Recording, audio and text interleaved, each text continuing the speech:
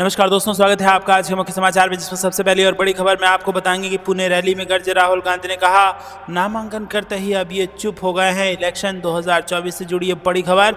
दूसरी खबर में जिक्र होगा कि हैदराबाद पुलिस ने दर्ज की FIR, कांग्रेस की शिकायत पर गृह मंत्री अमित शाह के खिलाफ केस दर्ज।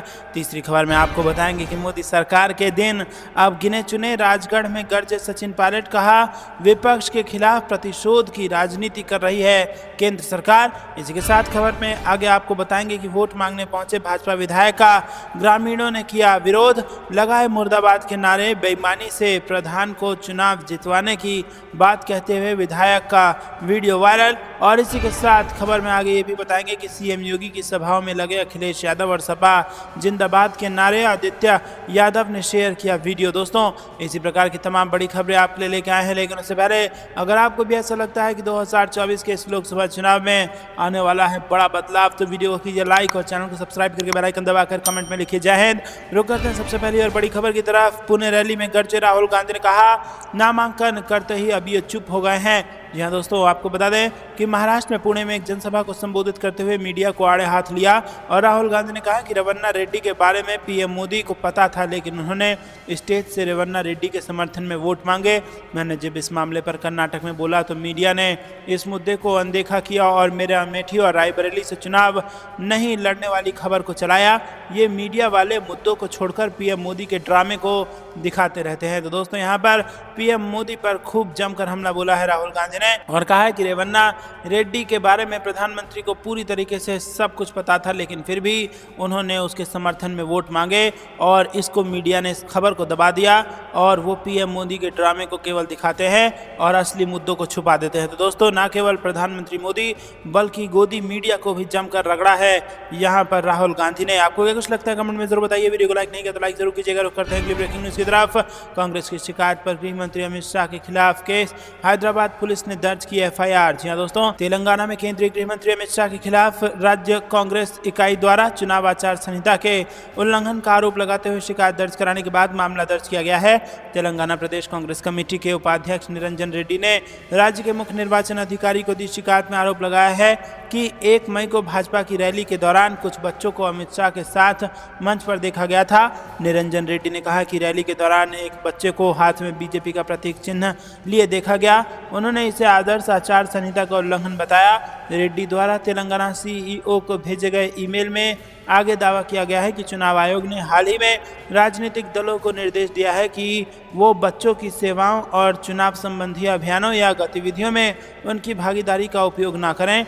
चुनाव अधिकारियों ने तथ्यात्मक रिपोर्ट के लिए निरंजन रेड्डी की शिकायत हैदराबाद पुलिस को भेज दी है, जिसने गुरुवार को अमित शाह के खिलाफ FIR दर्ज की। इस मामले में अन्य आरोपियों में T यमन सिंह, वरिष्ठ भाजपा नेता G किशन रेड्डी और विधायक T राजा सिंह शामिल हैं। रुक करते हैं अगली ब्रेकिंग न्यूज की तरफ। मोदी सरकार के दिन अब गिने चुने। राजगढ़ में गरजे सचिन पायलट, कहा विपक्ष के खिलाफ प्रतिशोध की राजनीति कर रही केंद्र सरकार। जी हाँ दोस्तों, कांग्रेस के वरिष्ठ नेता सचिन पायलट ने शुक्रवार को कहा कि पूरे देश में बदलाव की लहर है और नरेंद्र मोदी सरकार के दिन अब गिनती के रह गए हैं।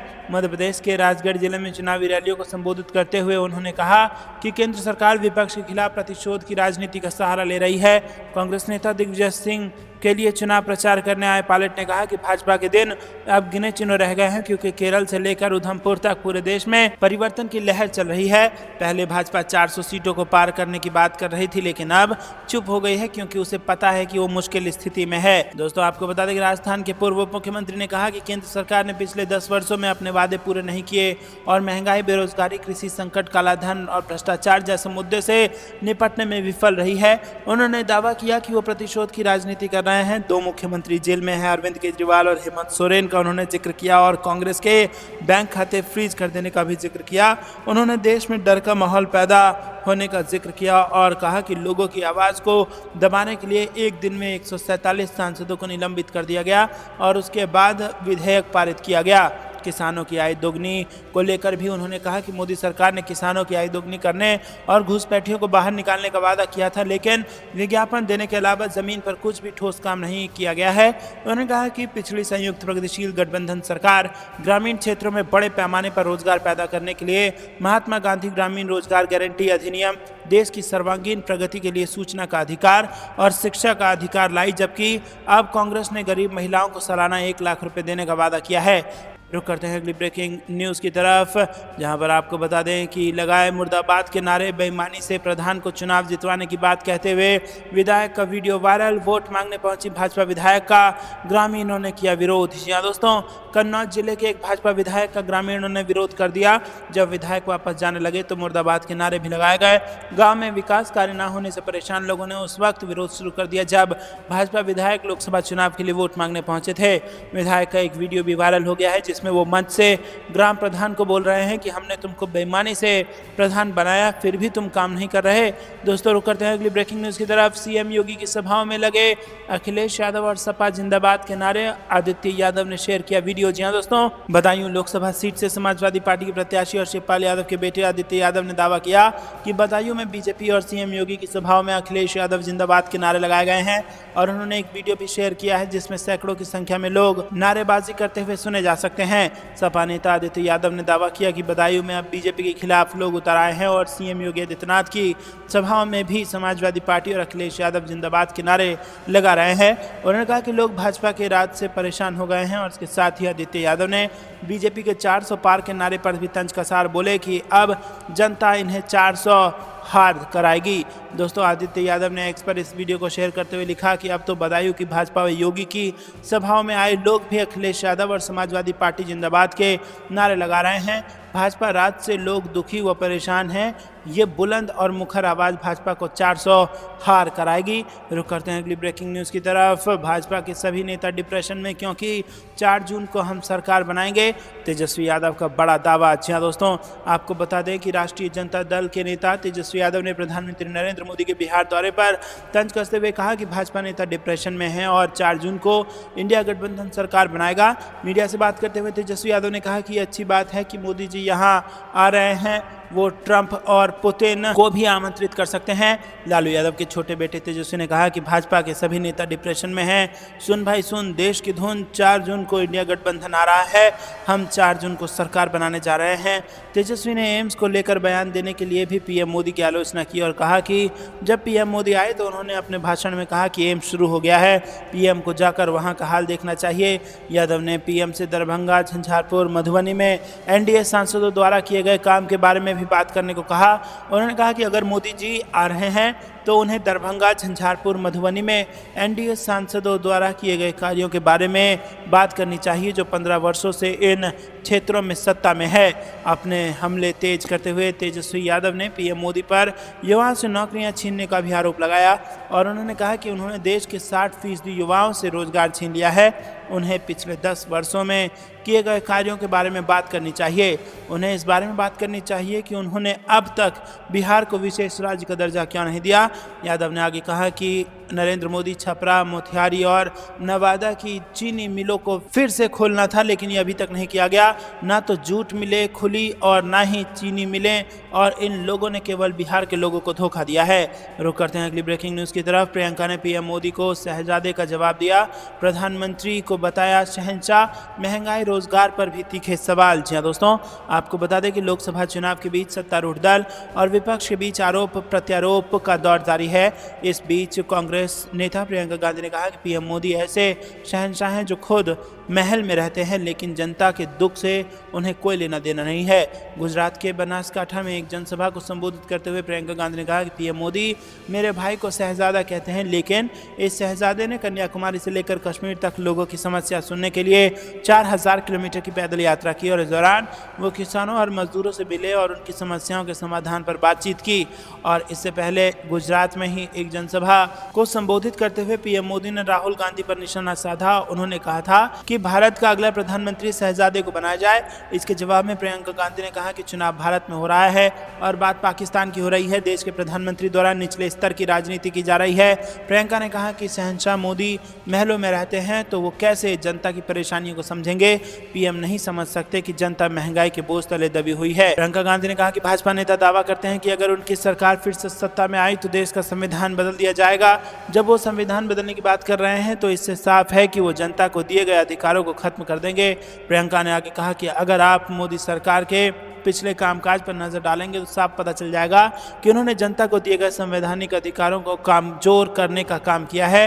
उन्होंने कहा कि भारत के संविधान में समानता की बात कही गई है, लेकिन प्रधानमंत्री खुद कहते हैं कि समानता के लिए लड़ने वाले लोग संविधान विरोधी हैं।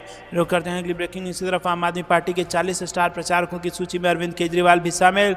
चुनाव में दहाड़ेंगे आम आदमी पार्टी के नेता। जी हाँ दोस्तों, दिल्ली के लिए आम आदमी पार्टी ने जो 40 स्टार प्रचारकों की सूची जारी की है उसमें मुख्यमंत्री अरविंद केजरीवाल के अलावा उनकी पत्नी सुनीता केजरीवाल, पंजाब के मुख्यमंत्री भगवंत मान, पार्टी नेता मनीष सिसोदिया, सत्येंद्र जैन, संजय सिंह, राघव चड्ढा, दिल्ली के मंत्री गोपाल राय, आतिशी, सौरभ भारद्वाज, कैलाश गहलोत और दिल्ली की मेयर शैली ओबराय और अन्य नेता शामिल हैं। दोस्तों आपको बता दें कि आम आदमी पार्टी ने हरियाणा लोकसभा चुनाव के लिए जो 40 स्टार प्रचारकों की सूची जारी की है उसमें भी दिल्ली के मुख्यमंत्री अरविंद केजरीवाल का नाम शामिल है। रुक करते हैं अगली ब्रेकिंग न्यूज की तरफ। अशोक गहलोत ने बीजेपी पर साधा निशाना, बोले पीएम मोदी के वादों पर जनता नहीं कर रही भरोसा। जी हाँ दोस्तों, राजस्थान के पूर्व सीएम अशोक गहलोत शनिवार को मध्य प्रदेश के भोपाल और गुना के दौरे पर रहे। इस दौरान उन्होंने पीएम मोदी पर और भाजपा पर जमकर निशाना साधा। सभा को संबोधित करते हुए गहलोत ने कहा कि देश भर में इंडिया अलायंस के पक्ष में माहौल बन चुका है। मोदी के वादों पर जनता भरोसा नहीं कर रही है, इसलिए पूरे देश में लगातार मतदान प्रतिशत गिर रहा है। बता दें कि गुना लोकसभा सीट पर तीसरे चरण में 7 मई को मतदान होना है। अशोक गहलोत ने दिग्विजय सिंह के समर्थन में चुनावी प्रचार करते हुए कई सारे बड़े दावे किए और कहा कि आने वाले 5 चरणों में मतदान प्रतिशत और गिरने की आशंका है। मोदी सरकार को 10 साल में वादे पूरे होने का रिपोर्ट कार्ड पेश करना चाहिए। उन्होंने दावे के साथ कहा कि एनडीए की सरकार जा रही है और इंडिया अलायंस की सरकार आ रही है। वहीं दोस्तों आपको बता दें कि राजस्थान में इंडिया अलायंस की जीत का दावा करते हुए गहलोत ने कहा कि इस बार प्रदेश में डबल डिजिट में सीट हासिल होगी। साथ ही उन्होंने राजस्थान सरकार पर आरोप लगाते हुए कहा कि मेरी सरकार की योजना को लेकर लगातार बंद कर रही है बीजेपी की सरकार और वहां के लोग हमारी योजनाओं को याद कर रहे हैं। रुक करते हैं अगली ब्रेकिंग न्यूज की तरफ। लालू यादव ने पीएम मोदी को पढ़ाया हिंदी का पाठ, कहा 7 चरण जाते जाते प्रधानमंत्री की लिस्ट में। जी हाँ दोस्तों, आपको बता दें कि यहाँ पर बिहार में चुनावों की सरगर्मी के बीच लालू प्रसाद यादव भी लगातार सक्रिय हैं और अपनी बेटी रोहिणी आचार्य के लिए प्रचार में जुटे हैं। शुक्रवार को लालू यादव ने अपने एक्स मीडिया के जरिए प्रधानमंत्री को हिंदी का पाठ पढ़ाने के प्रयास किए। जहाँ दोस्तों आपको बता दें कि लालू यादव ने अपने एक्स हैंडल पर लिखते हुए कहा कि हिंदी भाषा में आज लगभग 1.5 लाख शब्द बताए जाते हैं तथा अध्ययन की सभी शाखाओं में तकनीकी शब्दों को मिलाकर लगभग 6.5 लाख शब्द हैं। लेकिन आपको बता दें कि प्रधानमंत्री मोदी की डिक्शनरी में कुछ गिने चुने ही पसंदीदा शब्द हैं, जैसे कि पाकिस्तान, शमशान, कब्रिस्तान, हिंदू मुसलमान, मंदिर मस्जिद, मछली, मुगल, मंगलसूत्र और गाय भैंस। उन्होंने कहा कि ऊपर की लिस्ट पहले 2 चरणों के चुनाव होने तक की है। 7वें चरण तक इस लिस्ट में कुछ और शब्द भी शामिल होंगे। रुक करते हैं अगली ब्रेकिंग न्यूज की तरफ। 7 तारीख का चुनाव बीजेपी को 7 समंदर दूर फेंक देगा। वैक्सीन पर कह दी बड़ी बात, बदायूं में गरजे अखिलेश यादव। जी हाँ दोस्तों, सपा के मुखिया और पूर्व मुख्यमंत्री अखिलेश यादव ने शनिवार को बदायूं जिले के नाधा में चुनावी जनसभा को संबोधित किया। उन्होंने कहा कि पहले और दूसरे चरण में लोगों ने भाजपा को पलटा है। तीसरे चरण में लोग सफाया करने जा रहे हैं क्योंकि उन्होंने हर वर्ग के साथ नकली बातें की हैं। 10 साल का हिसाब किताब देखेंगे तो इनकी हर बात झूठी निकलेगी, वादे झूठे निकलेंगे। इसलिए 7 तारीख का चुनाव भाजपा को 7 समंदर तक फेंक देगा। जी हाँ दोस्तों, अखिलेश यादव ने 20 मिनट के भाषण में भाजपा पर सियासी तीर चलाए और उन्होंने कहा कि यही लोग हैं जो कह रहे थे कि किसानों की आय दोगुनी कर देंगे, नौजवानों को रोजगार देंगे, लेकिन ना आमदनी दुगनी हुई और ना ही रोजगार मिल सका। किसान अपना हिसाब किताब लगाता है तो लागत को देखकर चिंता करता है, लेकिन इस महंगाई में सरकार पैदावार का मूल्य नहीं दे पा रही है। जी हाँ दोस्तों, आपको बता दें कि सपा मुखिया ने कहा कि जो लोग कहते थे कि आय दोगुनी कर देंगे, वही लोग 3 काले कानून लाए थे और उनके साजिश थी किसानों की ज़मीन पर कब्जा कर लें और पैदावार भी छीन लें, लेकिन किसान दिल्ली डट गए और सरकार को कानून वापस लेने पड़े। लेकिन अभी लड़ाई खत्म नहीं हुई है।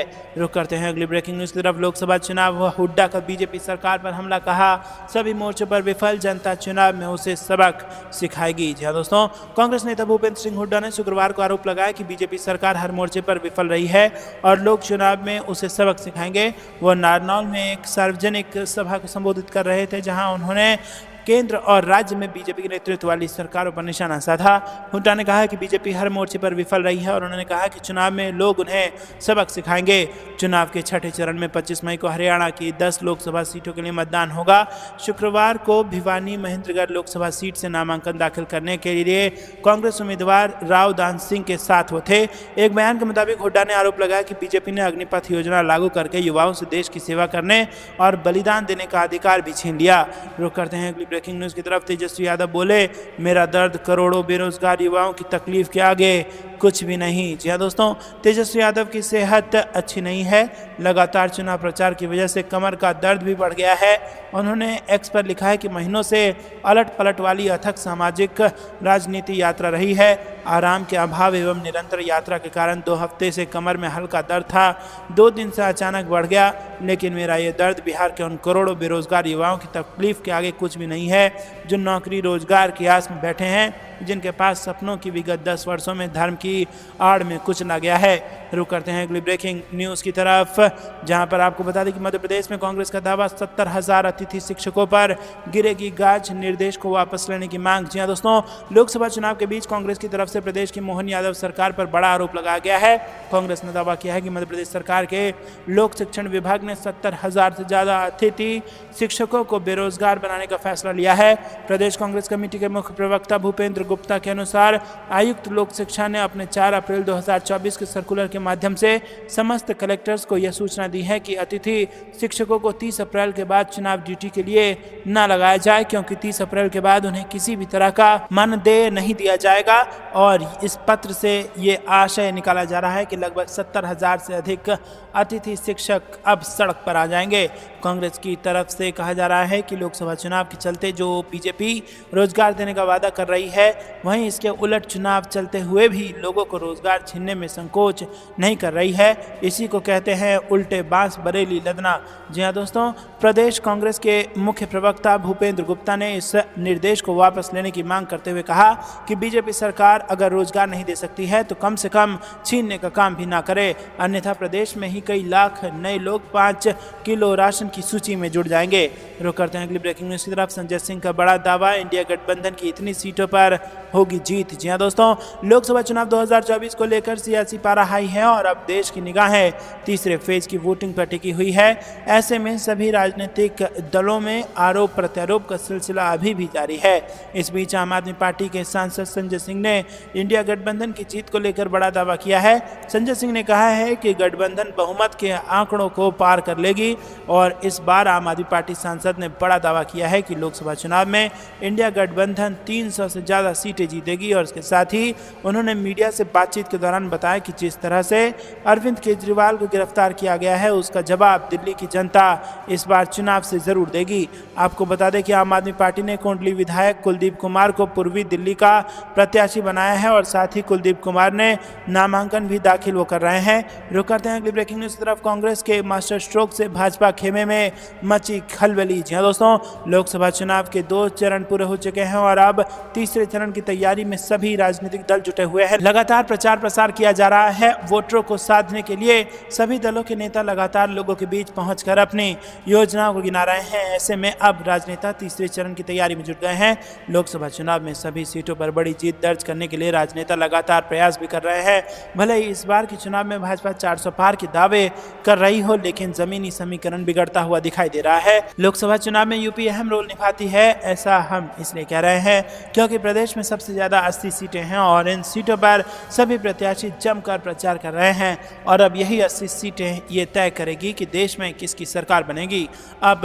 अभी प्रदेश में भले ही भाजपा की सरकार हो, लेकिन जब से प्रदेश की सियासत में कांग्रेस नेता राहुल गांधी की एंट्री हुई है, तब से भाजपा के खेमे में खलबली मची हुई है। दरअसल यूपी 2 सीटों चर्चा में बनी हुई थी, एक अमेठी दूसरी रायबरेली, और अब दोनों सीटों पर उम्मीदवारों के ऐलान के बाद एक तरफ जहां कांग्रेस के कार्यकर्ताओं में उत्साह का माहौल बना हुआ है, तो वहीं दूसरी तरफ भाजपा खेमे में खलबली मच गई है। बता दें कि पिछले दिनों अटकलों को विराम देते हुए आखिरकार कांग्रेस रायबरेली और अमेठी लोकसभा सीट से अपने उम्मीदवारों के नाम का ऐलान कर चुकी है और दोनों ही सीट को लेकर जब नाम का ऐलान हुआ तो यहाँ पर उनके कई लोगों को उन्होंने हैरान कर दिया। इसमें सबसे ज़्यादा चौंकाने वाला नाम रायबरेली सीट पर रहा। यहाँ से पार्टी ने राहुल गांधी को उतारा, जबकि उनके अमेठी सीट से लड़ने की पूरी संभावना थी और पार्टी ने सोनिया गांधी के चुनाव न लड़ने के बाद खाली हुई रायबरेली सीट पर राहुल गांधी को क्यों उतारा है, ये नहीं, कुछ लोग ये भी जानना चाह रहे हैं कि आखिर राहुल गांधी ने अपनी पुरानी सीट जहां से वो 3 बार सांसद रहे वहां से इस बार लड़ना क्यों ठीक नहीं समझा। दोस्तों, आपको क्या कुछ लगता है कमेंट में जरूर बताइए। रुक करते हैं अगली ब्रेकिंग न्यूज़ की तरफ। बीजेपी से गठबंधन किया है लेकिन उनका बाप हूं, ओपी राजभर बोले जरूरत पड़ी तो तोड़ दूंगा समझौता। जी हाँ दोस्तों, लोकसभा चुनाव 2024 के तीसरे चरण से पहले नेताओं के बेबाक बयान लगातार चुनावी पारा बढ़ा रहे हैं।